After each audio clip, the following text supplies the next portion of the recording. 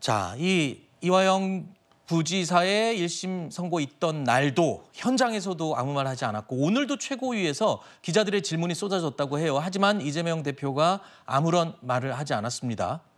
자, 그런데 지금 여당에서는 이렇게 얘기하고 있습니다. 아니, 그렇게 문제가 없다면 왜 이렇게 삼중 방어막을 구축하냐라고 따져 묻고 있다는데 어떻게 해서 삼중 방어막을 얘기하는 건지 좀 설명을 해주시겠어요? 예, 하나의 방어막은 이제 대북송금 특검법이고 네. 그 다음에는 수사검사를 탄핵한다는 거예요. 네. 그러니까 대북송금 특검 법안을 그 윤석열 대통령이 받지 않으면 수사검사를 탄핵하겠다. 탄핵하겠다는 것은 직무를 못하게 정지를 시켜버리겠다는 거거든요. 수사하는 검사를. 그다음에 이거를 지금 밀어붙이기 위한 동력으로 정청래 의원을 법사위원장으로 지금 내정했다 그렇게 얘기가 나오고 있는데요. 네. 먼저 대북송금 특검법 관련해서는 주가 조작 수사 안 했다. 그다음에 수사 과정에서 회유 압박했다 그랬는데 회유 압박이라는 거는 이미 드러났잖아요. 술자리 회유라든지 이런 거 다 거짓말이라고 더 이상 방어 못했잖아요. 그리고 그다음에 뭐 주가 조작 제대로 수사 안 했다. 주가 조작 관련해서 국정원 보고서 다 이미 법원에 제출됐고 그 작성한 안부수한테 말 듣고 작성했다는 블랙 요원이라는 사람도 비공개로 신문을 했단 말이에요. 그리고 잘못 착각을 하고 있는 게 주가 조작이랑 그다음에 뭐 방북 비용 대납 이거는 5할이 아니라 같이 갈 수 있는 거거든요. 주가 조작이라는 건 유형이 여러 가지예요. 그다음에 내가 쌍방울이 북한에다 히토류 광물 개발한다 뉴스 띄운 다음에 시세 조작하는 거 얼마든지 병립해서 가능한 수가 있는데 네. 이거 관련해서 금융위에다가 검찰이 요청을 했는데 어떤 시세 조작의 정황이 보이지 않는다는 진술서가 이미 왔단 말이에요. 회신이. 그다음에 수사검사 탄핵은 수사검사 하고 있는 사람이 이거 내쫓아버린다는 거나 마찬가지거든요. 직무집행 정지하는 거는. 이거 역풍 맞을 수 있고요. 그다음에 정청래 위원장이 이런 것들을 뭐 강행하기 위해서 법사위원장으로 앉았다 이런 얘기가 알겠습니다. 나오고 있는데 네. 아, 예. 네네. 예, 이것도 알겠습니다. 예, 알겠습니다. 자, 말 끊어서 죄송하고요. 아니에요. 예, 다른 분들도 기회가 있어야 되니까요. 그리고 저희가 또 다음 내용을 계속 이어가겠습니다. 자, 이화영 전 부지사의 1심 결과에 대해서 민주당은 반발하고 있죠. 그런데 장경태 최고위원의 오늘 발언이 또 관심을 끌고 있습니다. 어떤 말인지 들어보십시오. 재판부는 쌍방울 정도 되는 기업 규모에서 CEO가 오로지 주가 상승을 위해 무모한 일을 했다고 보기 어렵다고 했다 합니다. 주가 조작으로 처벌받았던 CEO가 주가 조작을 하려 했다고 보기 어렵다는 재판부의 판결에 말문이 막힙니다. 재판부가 국정원의 공적, 객관적 증거는 깡그리 무시하고 쌍방울의 주가 조작 혐의를 눈감아준 것으로밖에 볼 수 없습니다. 사실상 회유와 조작으로 오염된 증거는 채택하고 유독 검사 측 논리만 인정한 판례는 유례를 찾아보기 어렵습니다. 사법부의 국민의 눈높이에 맞는 자정 능력을 기다리겠습니다.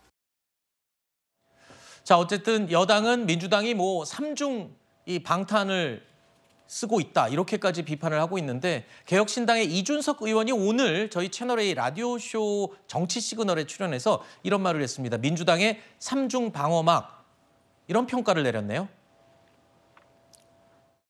말도 안 되는 소리를 다 세트로 하는 거죠, 이거는. 예. 특검을 왜 합니까? 유죄난 거에 대해 가지고 뭐 짜맞추기 수사 아니냐 하는 건 이건 법원의 권위도 무시하는 거예요. 검사 탄핵? 수사한 검사가 잘못했으면은 변호사가 싸워가지고 증거 채택이나 이런 데 있어가지고 예. 다툴 수 있는 여지가 있거든요. 이건 2심자도 할 수 있어요. 네. 재판장에게 합리적으로 어필하면 돼요. 근데 그걸 안 하고 갑자기 특검하겠다. 저는 특검에 대해서 자꾸 이런 거 얹고 무슨 뭐 탄핵에 대해서 이상한 거 얹고 이러면은요. 예. 특검이랑 탄핵 자체가 희화화된다니까요. 이 얘기와 더불어서 이준석 대표가 또 그 얘기도 했습니다. 앞으로 이재명 대표와 관련된 재판은 사법부에서 무기한 연기할 것 같다. 뭐 이런 개인 의견이지만 이런 얘기까지 덧붙여서 같이 했거든요. 그런데 이준석 대표가 민주당이 낸 그 특검법안의 구체적인 내용을 좀 살펴봤는지 의문입니다. 아, 그래요? 이 법안은요. 일단 지금 진행 중인 재판 결과를 번복하겠다거나 이런 취지라기보다는요. 이 법률 멍층에서도 알 수 있듯이 대북 송금 사건 관련 검찰의 허위 진술 강요 등의 진상 규명을 위한 특검입니다. 민주당 입장은 일관됩니다. 일단 이화영 전 부지사가 진술을 여러 차례 번복을 했지만 했죠. 그러면서 그 과정 중에 검찰의 회유, 압박이 있었다. 뭐 연화회를 먹었다 어쩐다 이런 이야기들을 상당히 어쨌든 상세하게는 했습니다. 그런데 이 부분과 관련해서 그렇다면 검찰에서 최소한 감찰을 하던가 내부 진상규명 같은 것을 위한 어떤 움직임이 있어야 되는데 전혀 없거든요. 그럼 민주당이 그렇군요. 검찰이 아무 문제 없군요. 알겠습니다라고 하고 그냥 끝내야 되는 사안은 아니라는 거죠. 그렇기 때문에 이 부분과 관련해서 어떤 재판 결과에 불복한다라는 취지보다는 그리고 이재명 대표와는 이 재판부에서도 판단을 유보하겠다고 이야기할 정도로 무관합니다. 법리적인 쟁점이 겹쳐져 있지 않은 부분인데 민주당이 굳이 이런 무리수를 둘 필요가 없는 거죠. 다만 네. 이런 절차적인 문제성에 대해서 검찰이 움직이지 않으니 이런 특검법안을 내는 것이라고 생각합니다. 네. 이 재판이 진행되는 동안 김성태 전 회장과 이화영 전 부지사 측은 전혀 다른 진술로 각을 세워왔었죠. 이화영 전 부지사 측 김광민 변호사의 오늘 목소리가 하나 준비되어 있습니다. 들어보시죠. 김성태가 진실한 사람을 만들어야 되는 거예요. 그러다 보니까 아니 건실한 중견기업의 CEO가 그랬을 리가 있냐. 뭔가 보장이 됐으니까 해외 투자를 했을 거다. 이런 식으로 발언을 한 거예요. 당황스럽죠. 김성태의 과거 이력에 대해서 조금이라도 고민을 했다고 하면 할 수 없는 발언이고 처음부터 지금 증거로 제시돼 있던 수많은 내용들 이걸 부인하고 싶었던 거예요.